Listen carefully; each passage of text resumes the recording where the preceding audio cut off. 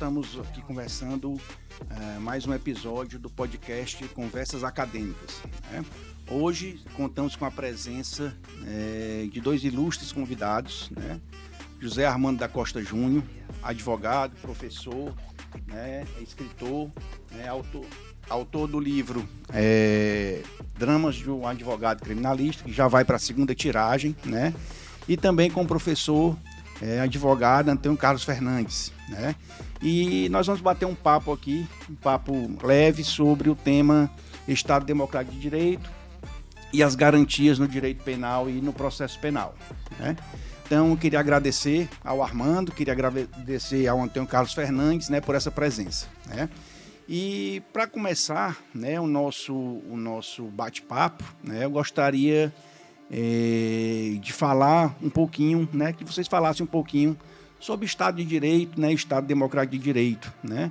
Como é que a gente pode fazer, né, essa diferenciação, e se há essa diferenciação, né, entre Estado de Direito e Estado Democrático de Direito. Eu gosto muito de analisar as coisas, os institutos, os assuntos, pelo sentido de cada palavra que compõe o tema. Estado Democrático de Direito. O que vem a ser o Estado? Esse ente maior que alberga as pessoas para lhe garantir os direitos fundamentais, aqueles que estão na Constituição, notadamente no seu artigo 5º. E ele pode ser democrático ou não. O Estado brasileiro é um Estado democrático. E o que significa isto? Significa que os seus governantes são eleitos pelo povo e que o poder emana do povo. O poder nasce do poder que o povo confere aos seus governantes nas esferas de poder eleito, porque nós temos, dentre os poderes, um que não é eleito, que é o caso do Poder Judiciário. O processo de ingresso no Poder Judiciário, como nós sabemos, é o concurso público. Mas no Poder Legislativo e no Executivo é o voto popular. Daí dizer-se Estado democrático. E de direito, porque esse Estado é regido por uma norma que aqui no Brasil chama-se de Constituição, e a palavra Constituição tem o sentido mesmo do ente. A Constituição fala da constituição do Estado. Assim como nós, pessoas naturais, temos uma constituição física, o Estado, como pessoa jurídica, também tem a sua constituição. Digamos, se eu pudesse usar uma palavra popular, é a sua armadura, é a sua conformação. Os três poderes, executivo, legislativo e judiciário, cada um desempenhando as suas funções típicas.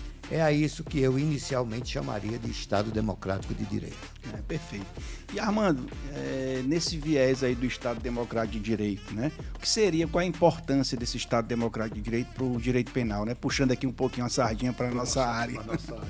Pois eu costumo falar em sala de aula que quanto mais democrática é uma nação, né, mais garantias individuais ela vai conceder ao cidadão, né?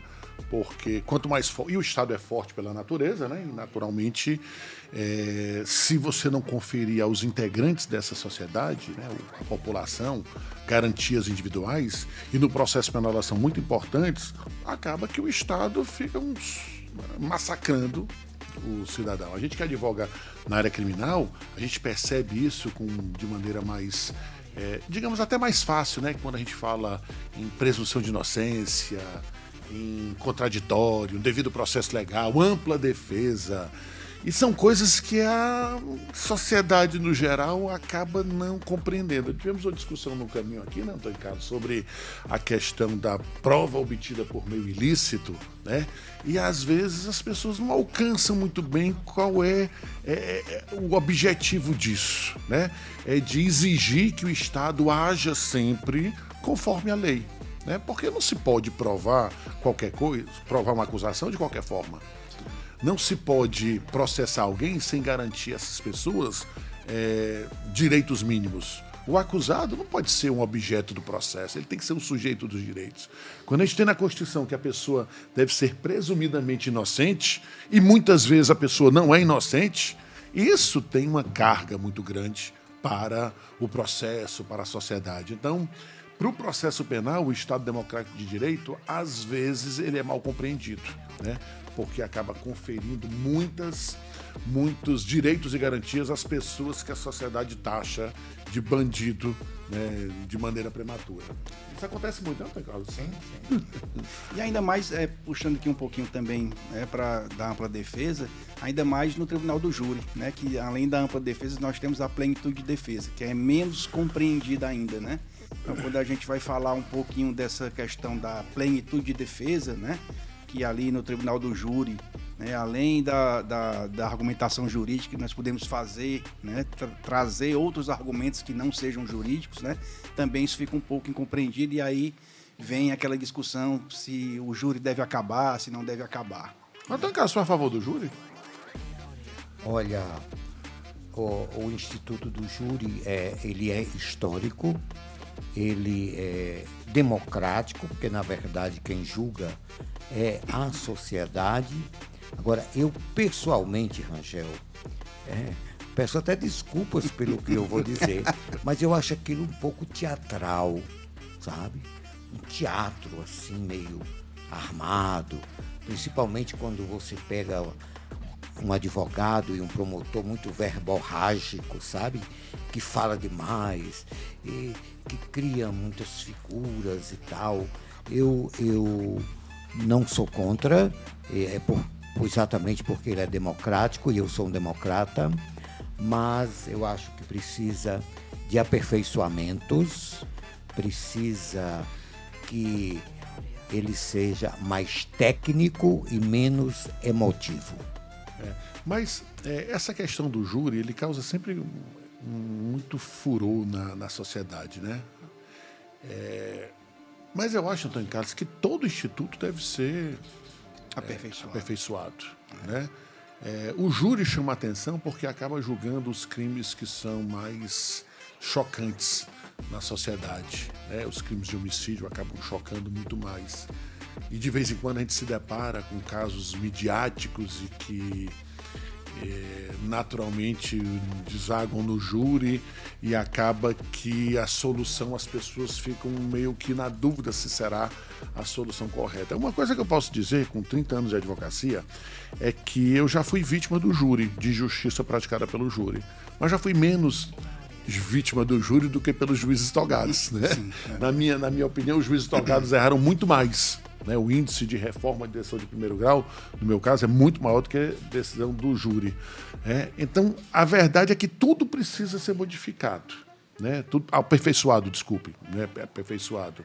E evidentemente que o júri também, especialmente no que se refere aos jurados, né? Às vezes a convocação é feita somente por funcionários públicos e tudo mais. Uma discussão que tem sido feita ultimamente sobre o júri, né? A questão e a plenitude de defesa que o Rangel falou, é o seguinte: se seria inconstitucional ou não você impedir a tese da legítima defesa da honra, né? Porque é o seguinte, o homem não pode, o advogado de defesa não pode mais sustentar a tese de legítima defesa da honra, né, quando ele foi traído para a mulher ou alguma coisa do gênero, porque essa tese seria inconstitucional. Mas como é que seria inconstitucional se está na Constituição a plenitude de defesa para o Tribunal do Júri? Como é que você comunga esses dois institutos? Num primeiro momento eu achei que era um equívoco do Supremo Tribunal Federal considerar essa tese defensiva inconstitucional. Mas hoje eu não tenho mais tanta certeza, tá entendendo? Porque nenhum direito é absoluto, né? Sim. Um direito absoluto. E a plenitude de defesa seria absoluto? Seria absoluta você poder sustentar que eu matei a minha mulher porque ela me traiu e ela é minha? Me parece um absurdo que você sequer aceite isso como tese.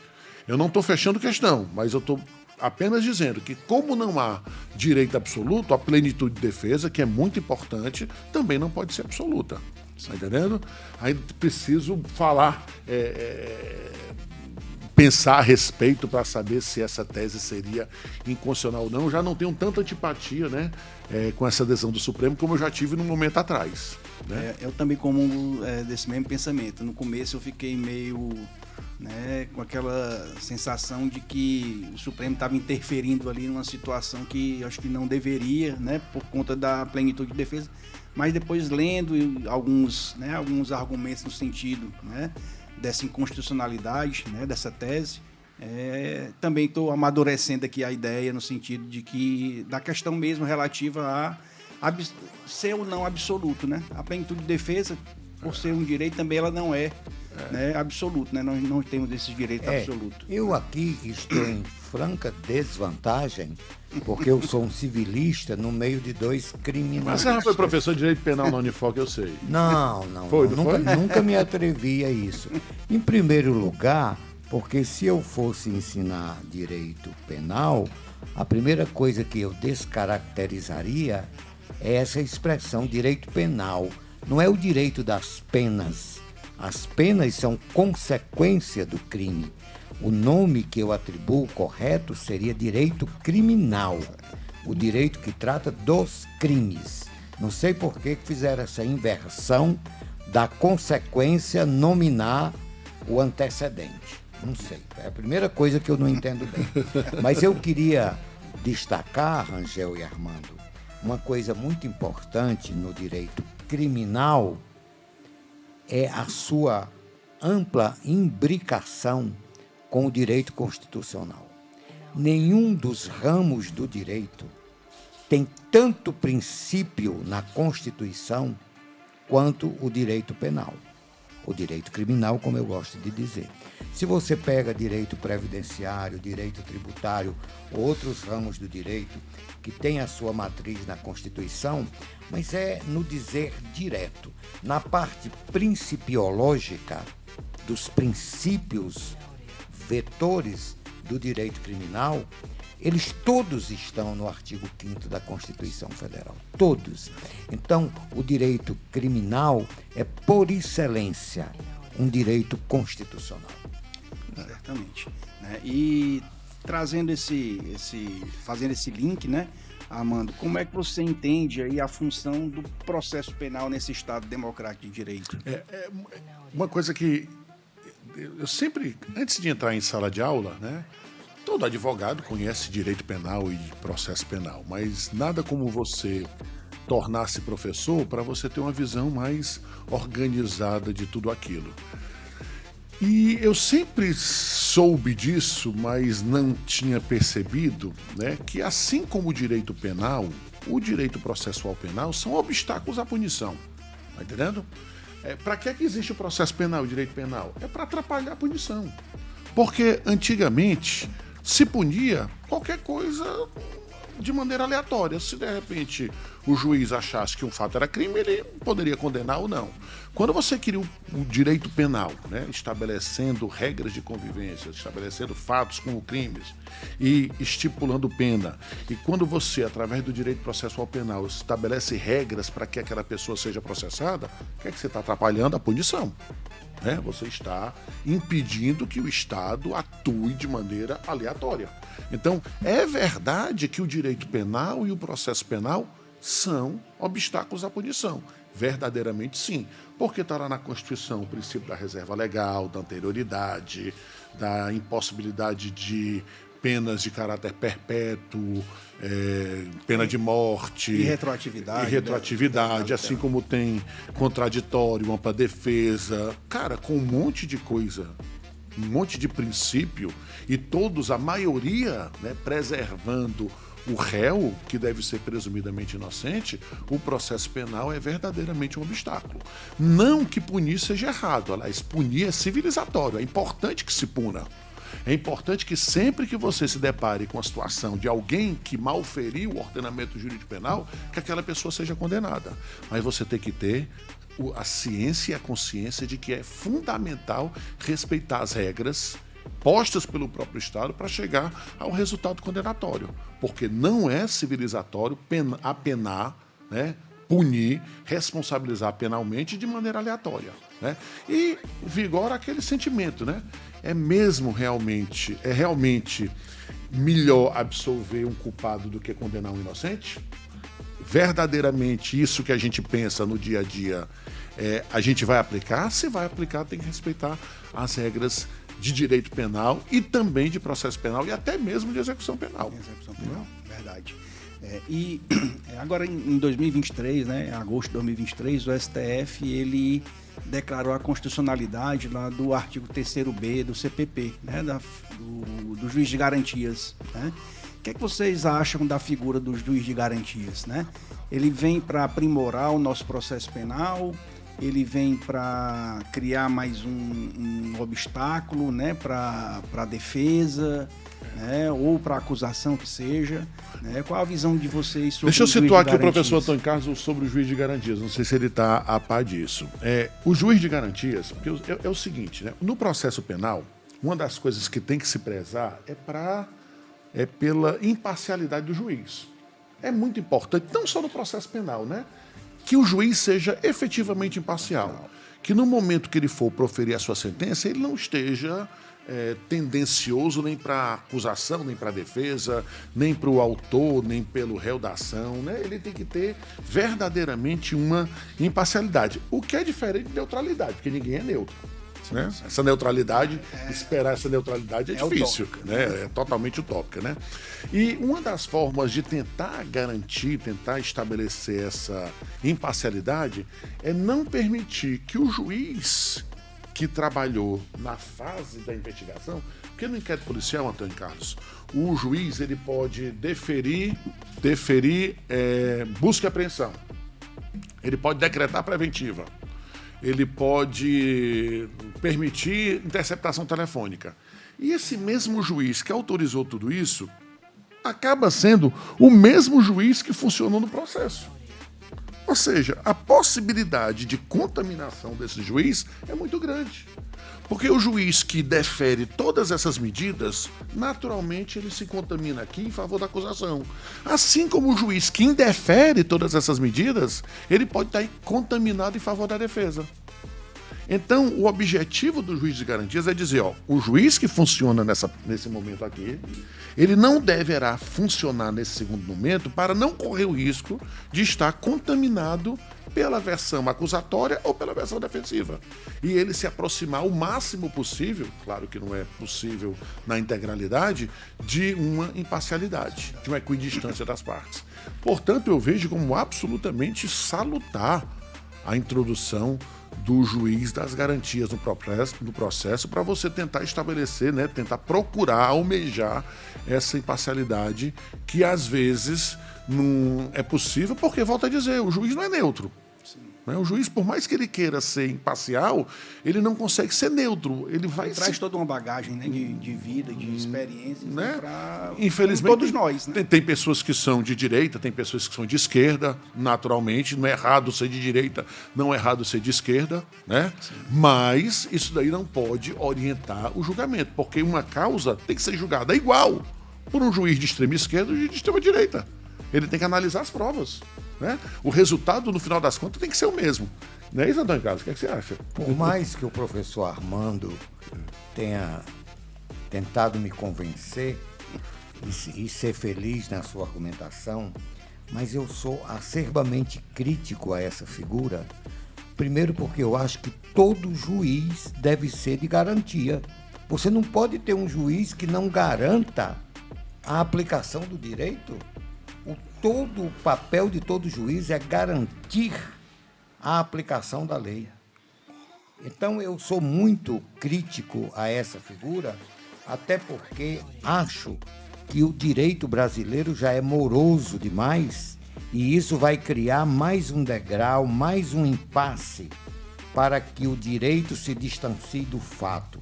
E todos nós sabemos que no direito criminal, quanto mais o julgamento se distancia do fato, menos provável é que se faça a verdadeira justiça e que se chegue à verdade real, que é um dos princípios do direito criminal. Então, eu sou acerbamente crítico a criação dessa figura do juiz de garantias. Tem que ser o mesmo juiz, então? Sim, por que não? Há, inclusive, no direito processual, o princípio da continuidade do juiz. O juiz deve ser o mesmo no processo inteiro, para que ele conheça toda a fase inicial, probatória, todos os episódios. Mas só para esclarecer, no processo continua o mesmo juiz, né? A troca que vai acontecer é lá do inquérito, pré-processual e no processo. Mas a grande verdade é que talvez o nome juiz de garantias tenha sido um nome muito infeliz, né? Talvez seja infeliz. Por aí que é o caminho. Por aí que eu Se pensarmos porque todo juiz tem que ser de garantia mesmo, né? Exato, o juiz que aplica lá no inquérito policial, ele tem que estar atento às garantias individuais. Sim, com certeza. Né? E nesse viés aí do nosso sistema, né, processual penal, que é o sistema acusatório, você acha que a gente está vivendo uma crise aí desse sistema acusatório, né, com um pouco às vezes, o juiz se imiscuindo ali na produção de provas? O que é que você acha? Na verdade é o seguinte, porque o que tem acontecido ultimamente é uma questão de disputa por poder, né? Evidentemente que no processo penal é como se um jogo de futebol, um jogo qualquer, né? Você tem um time que é a acusação, outro time que é a defesa, fiscalizado pelo juiz. E o papel do juiz é o quê? É fiscalizar. No processo, é acompanhar o que a parte acusatória produz, só a parte acusatória, acompanhar o que a parte defensiva produz, analisar e chegar à decisão. Quando você permite que o juiz ele saia do seu pedestal da imparcialidade e vá ajudar a defesa ou a acusação, ele está perdendo o que há de essencial, que é aquela imparcialidade que a gente sempre preza, né? E no Brasil tornou-se comum isso, porque a gente tem um fetiche sobre os juízes. As pessoas têm um fetiche como se fossem pessoas que não falhassem, infalíveis, né? E elas falham pelo simples fato de serem humanos. Às vezes elas têm simpatias e antipatias. Então você não pode permitir que o juiz ele se intrometa na atividade que é da parte. Ele tem que ficar na sua. Mas, ao mesmo tempo, o grande problema é que o judiciário é quem julga no final, e quando ele não permite que o juiz se intrometa, ele está perdendo poder. Está entendendo? Por exemplo, o Supremo recentemente disse o seguinte, que o juiz pode decretar preventiva mesmo não havendo pedido do promotor. De ofício. Pode decretar de ofício, o que é um absurdo. Como é que o juiz prende uma pessoa se quem é acusador não está pedindo? É inimaginável, sob qualquer aspecto. Mas se o justiça abre mão disso, ele está abrindo mão do poder de decidir no final das contas, né? E volto a dizer, em determinados momentos é importante que o juiz tome as providências. Mas está errado. O juiz, para mim, é aquele ser equidistante das partes que vai chegar a uma solução a partir das provas produzidas pelas partes, acusação e defesa. Rangel, querido, eu vou ser pragmático. Eu acho que depois do episódio Lula, Moro, Dallagnol, o direito brasileiro tem que passar por uma análise profunda. Este caso a que eu me refiro, ele não encontra explicação em nada. O réu Lula, aqui eu não me refiro ao presidente da República, mas ao réu Lula, ele foi condenado porque teria recebido como propina um imóvel que ficava em São Paulo e um outro que ficava também muito distante do Paraná. Por que é que aquele processo foi parar nas mãos do senhor Moro no Paraná? Eu quero que alguém me explique isto. É como se deu essa atração daquele processo para o Paraná.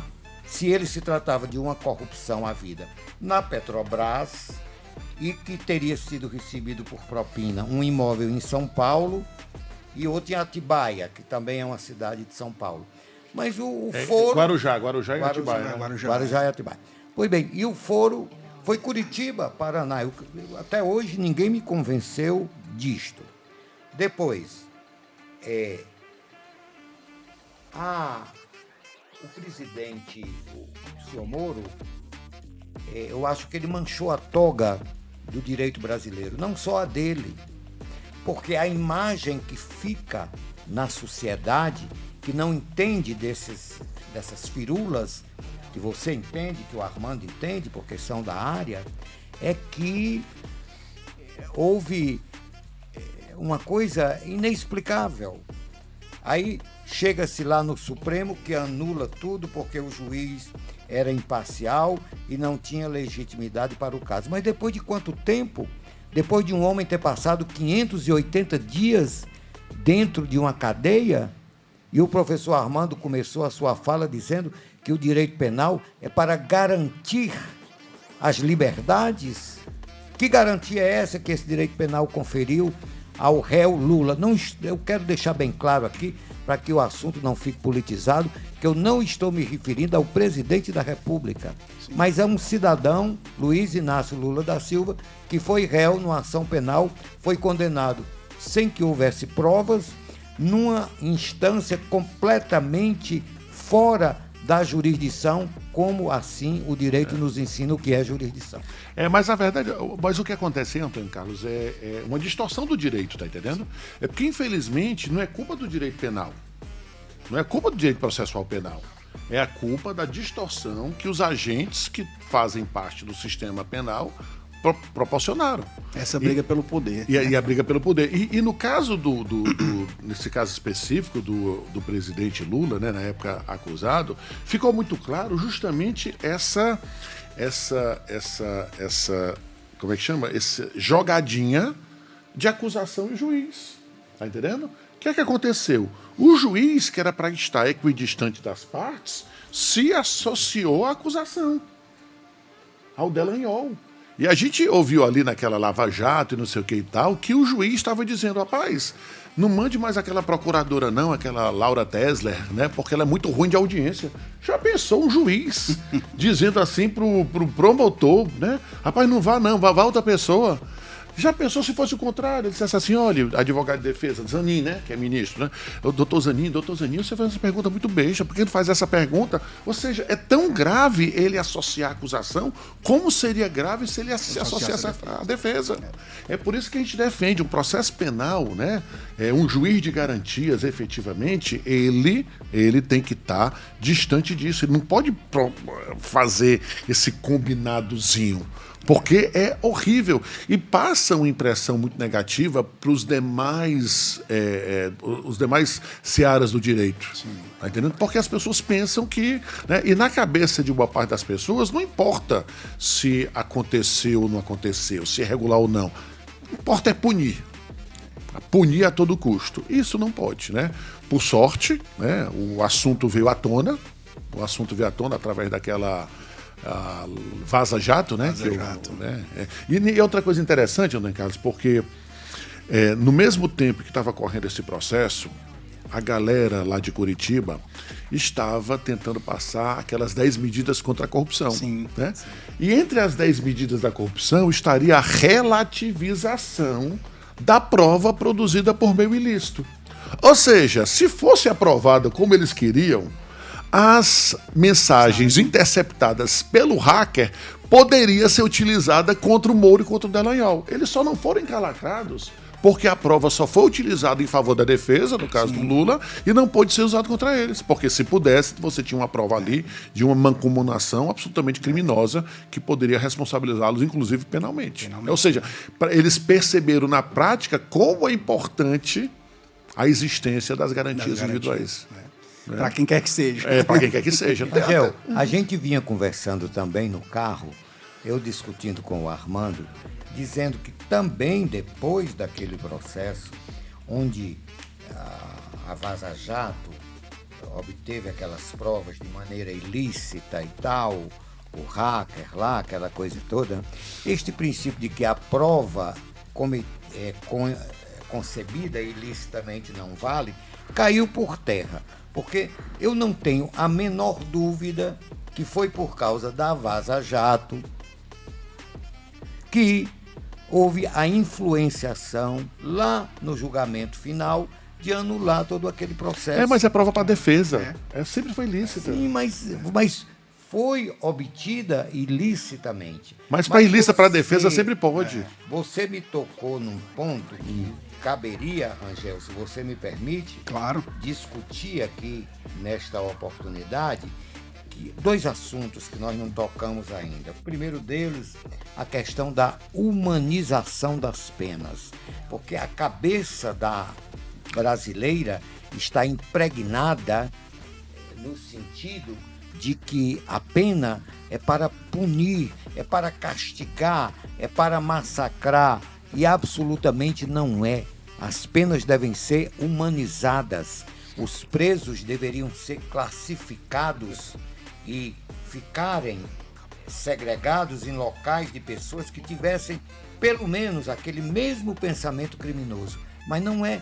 É todo mundo jogado junto, e aí aquilo torna-se uma fábrica que, ao invés de recuperar o apenado, o torna mais criminoso.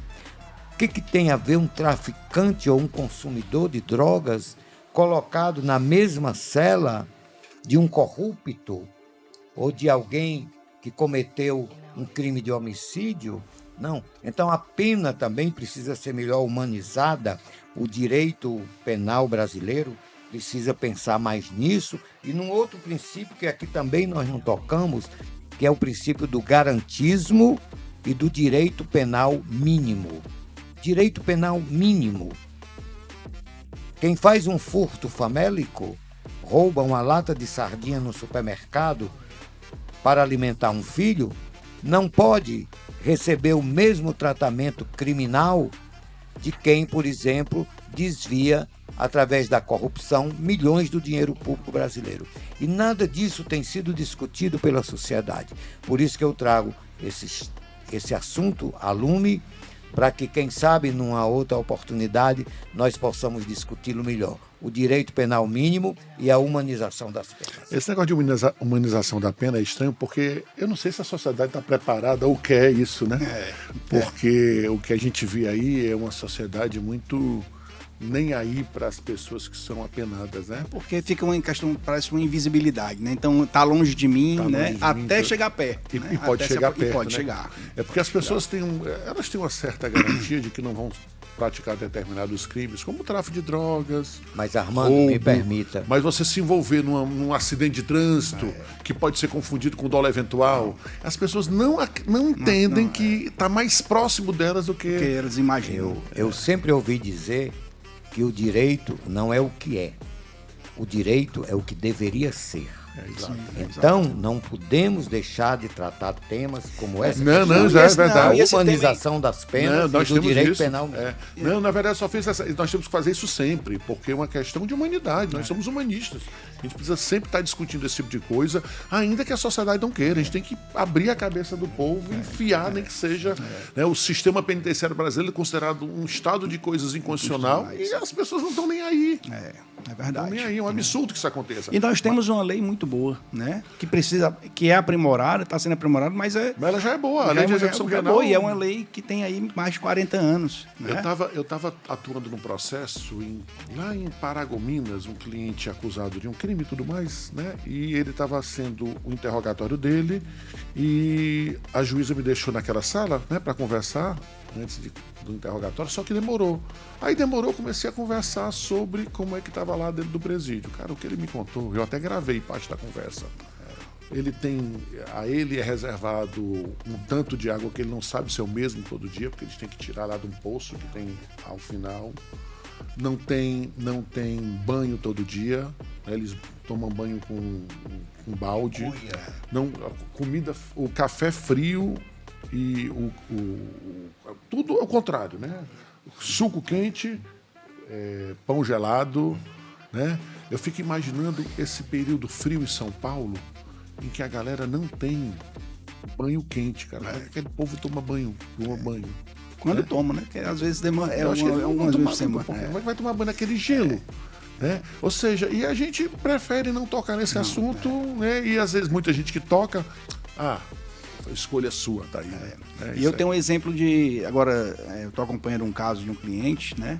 que está no cumprimento de pena, e para mim ele está sendo um exemplo que eu até trago em sala de aula, né, de ressocialização, porque o cara que foi preso, condenado por tráfico, né, está cumprindo a sua pena dentro da cadeia. Ele já tinha um 2º grau, né, mas ele está trabalhando, está usufruindo lá do projeto Livro Aberto, né, tá fazendo prova do Enem, está sendo aprovado, está fazendo outros tipos de prova. Então, o que ele já tem, ele já conseguiu remir quase 1 ano da pena dele, né, dentro do estabelecimento penal, porque trabalha, estuda, lê e tá ali querendo. Bom, eu acho que no caso dele, pode ser que a gente se engane, né, ele volte a delinquir, mas eu acho que ele pegou ali como exemplo, né, de uma situação. Então, nós temos também bons exemplos, né, mas realmente o nosso sistema penal ele é ainda um estado de coisas inconstitucionais. Totalmente. Né? Bom, foi muito bom, né? Eu queria agradecer aqui a presença dos meus amigos, né? Professor Armando, professor